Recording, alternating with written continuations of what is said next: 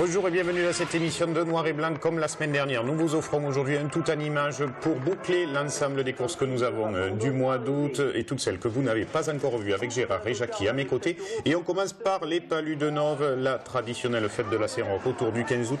Et cette première course avec cette deuxième journée de la Saint-Roch et arlésienne de la Manade de la Galère, convoi d'entrée sur cette belle action de Martin Cochet qui sortait premier suite à ce taureau de la Manade de la Galère.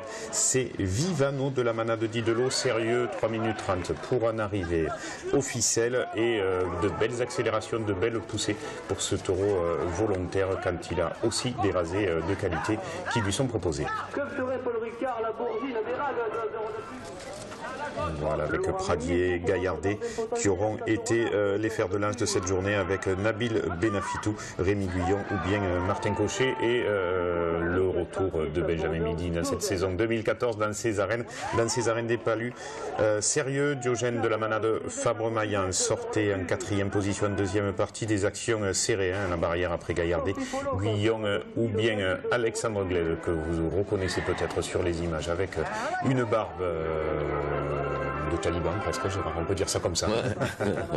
Sénévé de la Manade Plot, cul aux planches, taureau sérieux, mais aussi capable de venir créer l'émotion en contre-piste, surtout qu'à des spectateurs qui s'attardent comme sur cette image, les beaux rasés toujours de Gaillardet qui était en pleine forme. Gaillardet qui revient meilleur, qui a fait un début de saison un peu difficile, mais qui est très bon. Là. Il sortait de sa très très belle finale du Gland d'Or dans les arènes de Montfrin.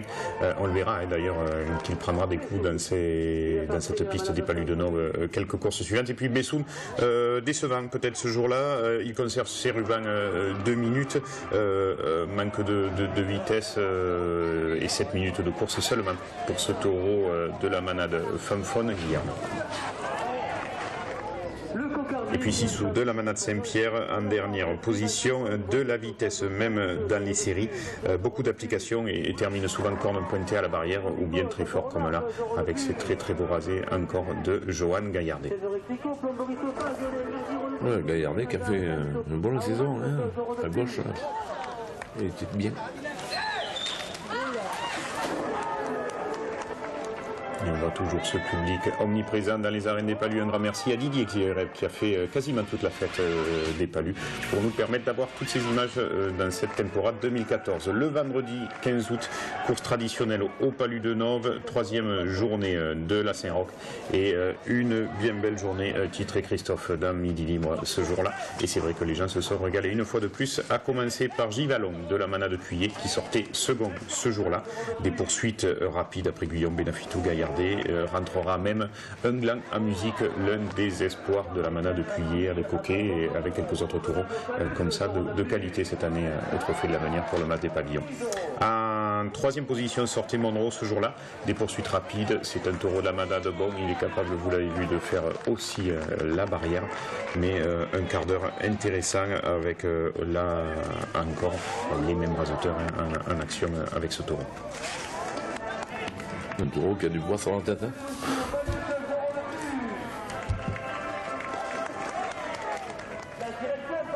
Et un taureau qui, vous le voyez, tête basse au contact, rentrera un gland ce jour-là en musique. C'est lui, c'est pas le taureau précédent de la Manade Cuillet qui lui avait fait 14 minutes combattable. Offlet de la Manade Ricard ensuite sortait, je crois, en 5e position. 6 énormes coups de barrière sont à noter dans ce quart d'heure. Toujours bien sûr Johan Gaillardet, comme vous le voyez là en image, vrai leader de ce côté gauche avec Nabil Benafitou.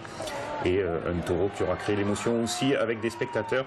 Alors c'est pas Michel Bonnet, on n'est pas loin de Moriès, mais en tout cas il avait deux tensions et il a failli ne plus avoir de tension du tout si le taureau n'avait pas été gentil avec lui. Un grand moment de chance. En plus c'est un Ricard qui fait la barrière mais qui saute pas. Ouais. Texas maintenant de la Manade Bon dans cette course très spectaculaire, cet énorme envolé sur le mur après Rémi Guyon, très beau rasé pour essayer d'aller à la tête pour Rémi comme là, et le taureau qui vient très très fort à la barrière après les rasoteurs. Et puis œnologue de la Manade Cuillet avec une bonne course de ce taureau qui sortait ce jour-là en 5e position, de beau rasé aussi, un taureau qui permet cela, enfermé après Johan Gaillardet qui s'en sort miraculeusement sur cette action. Heureusement que le taureau du Vaz et Pavillon s'en va bas de l'autre côté, parce que voilà, Johan avait trébuché à la barrière, et le taureau qui tape juste à côté, un grand coup de chance pour le gaucher Johan Gaillardet. En tout cas, le taureau qui aura changé de comportement après cette action, Jackie Girard, et qui aura été un petit peu plus compliqué pour les hommes, ou les hommes qui l'auront craint un petit peu plus, parce que c'est vrai que cette action en fin de course aura marqué les esprits. Oui, c'est un taureau qu'on pensait qu'il allait faire une meilleure carrière. C'est vrai qu'à un moment donné, il a plafonné. Il n'a pas progressé. Il a été un peu léger. Ouais. Le dimanche 17 août, les Palus de Nove, troisième course de suite. Je crois que c'est la quatrième journée de la Saint-Roch, 15e souvenir, Michel Beltrando.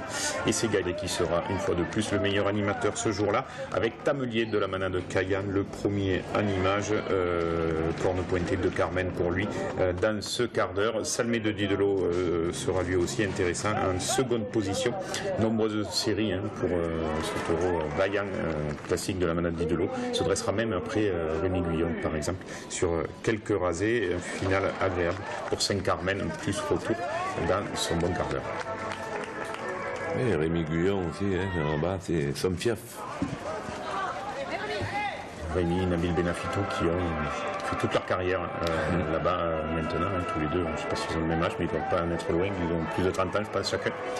Et voilà encore ce beau rasé. Benjamin Bini, qui est le papa d'adoption de ce taureau-là, puisque c'est le bail le gardien de la manade de l'eau qui s'amuse, entre guillemets, s'amuser à bien raseter son taureau, Benjamin Bini. Et on le revoit là, Alexandre Glaise. Oui, c'est bien Alexandre Glaise sur cette image qui est une drôle de oui, tout ce qu'il a perdu sur la tête et ça a poussé sur son menton. C'est ça, Jackie. C'est comme ça. Ouais, c'est les vases coulissants. Lugetchou de la manade après Coiba et de la manade Favre-Mayan qui a fait un bon quart d'heure, ultra dominateur. Lugetchou de la manade La Galère. Et puis là, c'est Pradier qui se fait coincer, qui lui aussi s'en sort véritablement miraculeusement, avec beaucoup de chance, parce que voilà, il avait enroulé, il s'est fait attraper le bras et il saute, vous allez le voir, en Fosbury, en reculant carrément, il arrive à mettre le pied et à sauter en arrière comme ça. Mais voilà, beaucoup de chance. Les raseteurs autour qui ont aussi détourné l'attention du taureau, mais tant mieux qu'il y ait plus souvent des actions chanceuses que malheureuses. Il y en aura une d'ailleurs lors de la dernière course avec la complète de la galère pour le raseteur Ortiz. Praviel maintenant qui sort en avant-dernier, plutôt facile sur le rasé mais capable de grosses actions à la barrière, surtout si on lui en donne l'occasion, comme là toujours Johan Gaillardet.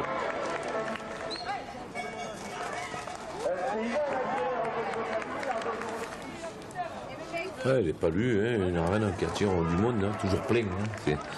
C'est un village qui aime les taureaux.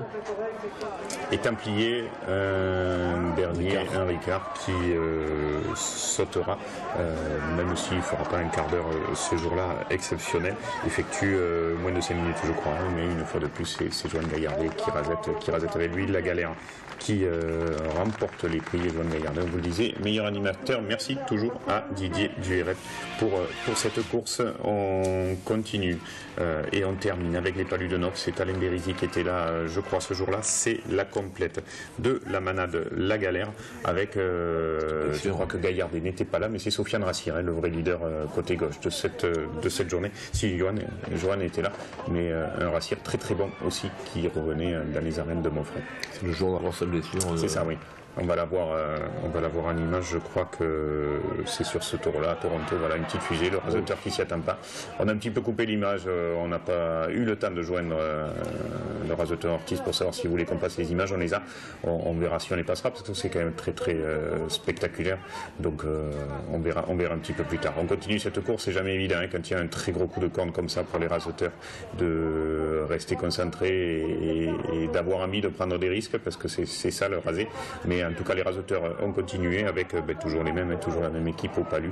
C'est le succès de ces arènes, une équipe homogène avec des raseteurs qui travaillent ensemble pour le succès de l'organisateur et du public. Et à noter une très bonne royale de la galère qui est en train de revenir au premier plan, sur beaucoup de taureaux et de bons taureaux. Toute la semaine on en a vu un peu de partout là, depuis 15 jours, et des taureaux qui s'affirment de course en course.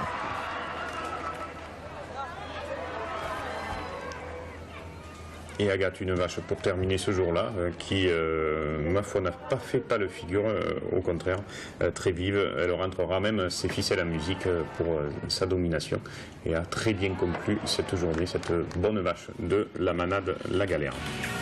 Allez, on change de coin, on change d'endroit. Revenons dans le Gard cette fois. Les arènes de Rodez, c'était la fête il y a 2 semaines de cela.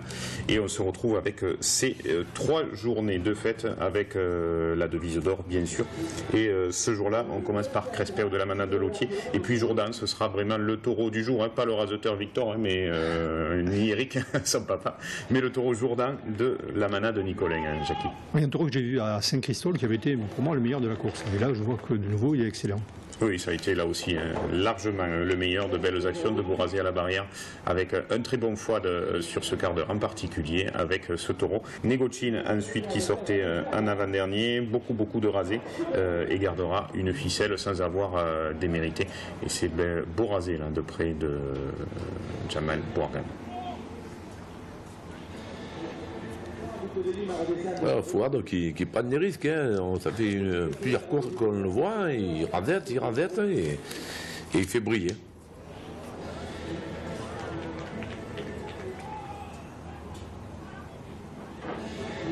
Toujours dans ce style particulier, Gérard. Ouais, il a un style, il le sait, il n'a pas trop de moyens physiques, mais moi je trouve qu'il a beaucoup d'estomac, on l'a vu encore à Jonquière en tout, et il a beaucoup d'estomac et c'est un combattant, hein, c'est bien. Le dernier ce jour-là, c'était Calisson de la manade Fabre-Maillan, les beaux rasés de Jérémy Solaire et des raseteurs ce jour-là, capable de venir faire la barrière, hein, vous le voyez des deux côtés, avec peut-être une grosse bagarre sur la ficelle qui a enlevé à la qualité et à son rendu de sa prestation, parce que qu'il a pris beaucoup de rasés dans cette fin de course. Il recevra quand même lui aussi beaucoup de Carmen. Je crois 7 Carmen pour lui, et c'était 6 pour Jourdan. Voilà, ce furent à mon sens les 2 taureaux de cette journée de la devise d'or, 3e journée de la devise d'or. Merci à Christian Bérard qui aura fait lui aussi toute cette fête dans les arènes de Rodez. On continue et on ne bouge pas. La suite, c'est la 2e journée de la fête avec cette course, je crois, offerte par la municipalité. On arrive au 3e Cheyenne de la manade Layal avec un taureau qui est allé à masse et qui, officiel, a été très bien. Ce jour-là, c'est Youssef Zekraoui qui était de la partie et qui fut le leader esthétique, en tout cas côté gauche, avec Jamel Bourgan, qui lui totalisera au niveau des points.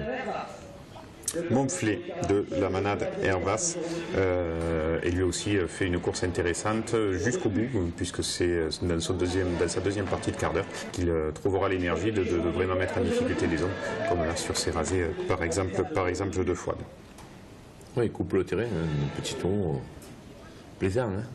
Et on voit les rasés aussi de Boris Sanchis en difficulté plusieurs fois avec ce taureau d'Hervas. Donc comme quoi, il n'y a pas que jazz un ultra barricadier chez Hervas, il y a aussi des taureaux classiques comme celui-là, capables de très belles actions avec les raseteurs. Blanquet de la manade de Saint-Pierre en avant-dernier, lui conserve ses ficelles, si Carmen le récompenseront. Et là aussi un taureau plutôt classique qui enferme les raseteurs et qui est capable, quand il les sent à portée, de venir faire la planche comme là sur ses actions.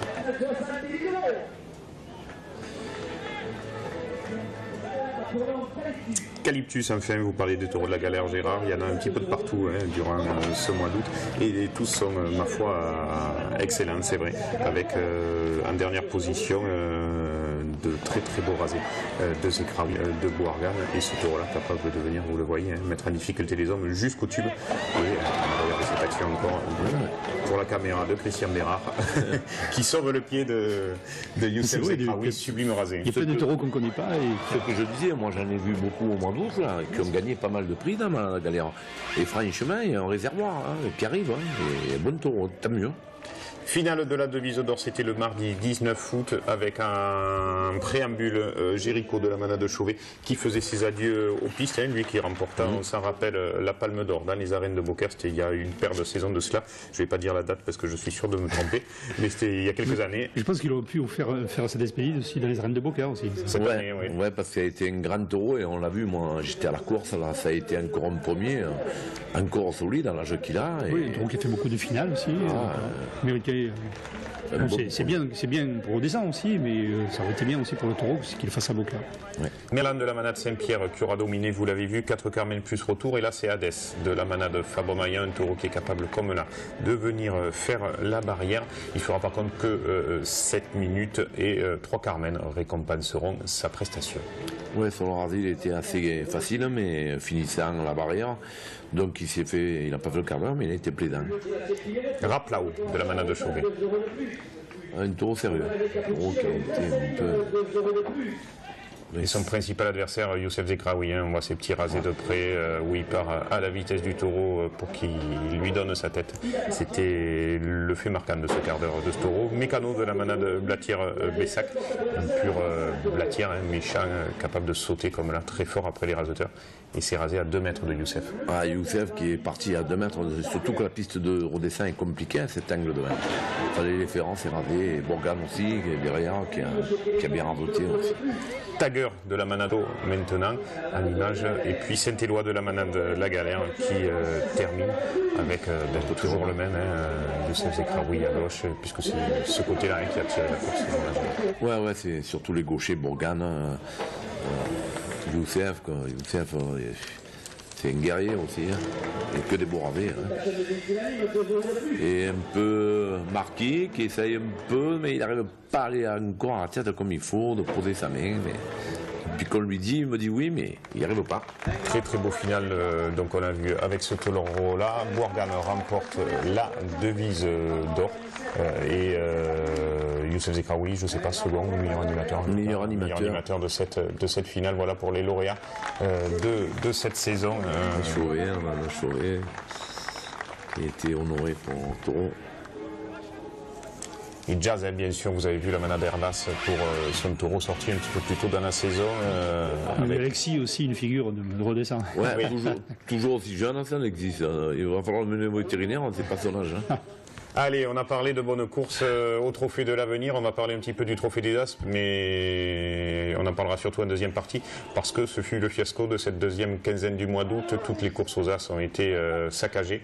Alors souvent les gens disent que c'est la faute des raseteurs, mais à mon sens c'est plus la faute des responsables qui gèrent notre discipline, fédération et Trophée Taurin compris, qui n'arrivent pas à mettre en place une compétition qui permette l'équité, qui permette aux raseteurs de bien raseter, et qui les oblige indirectement à raseter mal pour être devant, parce que quand on regarde les 2 premiers du Trophée Taurin et qu'on voit la manière avec laquelle ils ont raseté le mois d'août, on ne peut que dire qu'ils ont mal raseté pour faire des points. C'est ça, malheureusement, le système en place aujourd'hui. Moi, je pense que les courses, quand il n'y a qu'une course, ça ne devrait pas compter au Trophée des As, il faut compter un demi-point comme c'était avant. Sinon, c'est un règlement. Les règlements, on t'impose à faire des points pour pouvoir entrer le dimanche après. Donc voilà, c'est la fédération. Les règlements à changer. C'est normal. Après, rasoter mal, pas tout le temps. Moi, j'ai vu des courses aux As, j'ai vu Mourien, j'ai vu Erag, ça a bien rasoté. Ça a levé proprement. Mais c'est la compétition. C'est comme il y a toujours eu. Il n'y a qu'un truc, c'est que, comme moi je suis de ton avis, quand il n'y a qu'une course aux As, où tout le monde ou personne, on annule, elle ne compte plus. C'est pas normal. En tout cas, dans cette course à Beauvoisin, ce furent Aladin et Embrun les plus intéressants de la journée, les plus compliqués en tout cas pour les hommes. Embrun toujours là, on le voit malgré les années. Je ne sais pas quel âge il doit avoir ce taureau. Au moins 14 ans. Hein. Ouais. Et toujours bien présent. Il sortait 3e, mais en tout cas un taureau intéressant. Tancred, lui aussi a livré un quart d'heure de qualité, un seul Carmen, mais quand même des actions explosives comme là sur ses rasés. C'est ce qu'on voit, c'est ce qu'on dit, il y a des beaux rasés quand même. Après, c'est autre chose, maintenant on ne supporte plus la pression. Dès qu'il y a un peu de pression sur les taureaux, les gens crient, ils sont plus habitués à ça. Voilà, mais un Trophée des As, c'est la compétition. Hein. C'est ça, hein. Si on va voir pour des courses oratoires, moi, je pense qu'on va tomber dans la nuit aussi. Non, mais ce qu'il n'y a pas les taureaux qui après, il y a au niveau du Trophée des As, donc voilà. après il ne se fait plus des rasés, c'est des rasés à la traverse. Ouais. Et ce dernier, un Tao à numéro 151, un petit peu foufou, mais voilà, il créera un petit peu d'ambiance. Louis Cozol qui remporte, malgré le contexte des 2 premiers du Trophée des As qui se bagarrent pour le Trophée des As, remporte malgré ce le prix. Et voilà cette journée nicolienne traditionnelle dans les arènes de Beauvoisin. On reste à Beauvoisin et on bascule au dimanche avec une course au trophée de l'avenir. On passe sur le premier taureau, on arrive directement à Saladin qui était... mais il n'y a que des taureaux de Nicolas alors à Beauvoisin. Ah oui, c'est ça. Sur ces 2 jours-là de fête, il n'y a que ça. Et Saladin, un taureau qui verra son quart d'heure récompense Saint-Carmel. Et ce jour-là, il y avait Joachim Cadenas, un vrai leader, tranquille, qui a été très bon dans cette course. Lui qui a du mal à maintenir son niveau tous les jours et tous les dimanches parce qu'il est embêté par une blessure récurrente. Mais voilà, il a été un vrai leader côté droit. Et à gauche, ce fut Jamel Bouargan qui totalisera aussi, lui qui caracole en tête du trophée de l'avenir. Ouais, puis il faut dire qu'à l'avenir, ils courent presque tous les jours. Hein. Par rapport aux gars, les hommes sont fatigués parce qu'ils ont une chaîne. Il y a beaucoup de courses à l'avenir. Hein. Pagnou maintenant en image qui remplace Platon 4 minutes avant d'en arriver au ficelle pour un quart d'heure intéressant, mais Abel peut-être un petit peu supérieur. De Borazé là aussi à noter, voilà, quand les taureaux ont un petit peu plus d'espace que les raseteurs partent des planches, on voit quand même autre chose. Et les taureaux en tout cas peuvent beaucoup plus facilement et beaucoup mieux se défendre. Rostand de la manade de Nicolin, 3 Carmen plus retour, ce taureau là qui sortait en avant-dernière position. Du mal quand même un taureau un peu tendre puisque je crois qu'il ne fera que 6 minutes de course et lundi en dernière position. Un taureau capable de faire la planche comme là après Marc Sanchez par exemple.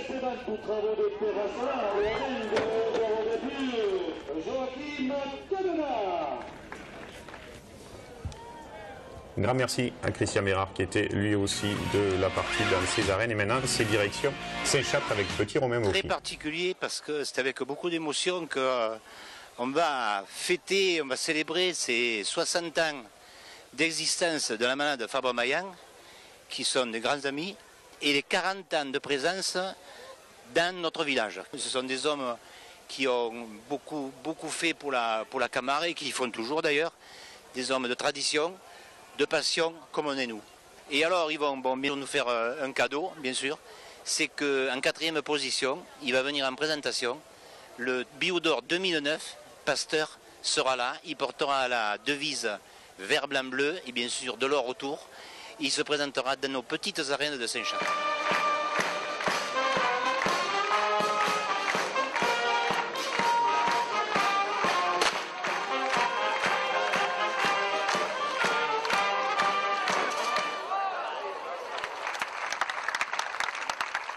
C'est les 40 ans de notre venue à Saint-Échappe ininterrompue. En plus, cette année, on fête les 60 ans de notre manade, donc c'est un double anniversaire. Puis vous avez amené une petite surprise, il me semble, à Saint-Chapt. Oui, comme vraiment chaque fois, c'est vraiment une bonne course et les gens sont tellement gentils à Saint-Échappe, ils nous accueillent tellement avec le cœur et l'amitié. On est allé trier Pasteur qui est à la retraite au cabane et on l'a mené comme ça, il fera sa présentation après Marguerite, parce qu'il est allé à Marguerite pour la fête. Et c'est vrai que Marguerite, c'est le pays de mon père, c'est là où mon père est né. Et Saint-Échappe, c'est notre pays de cœur aussi. Voilà.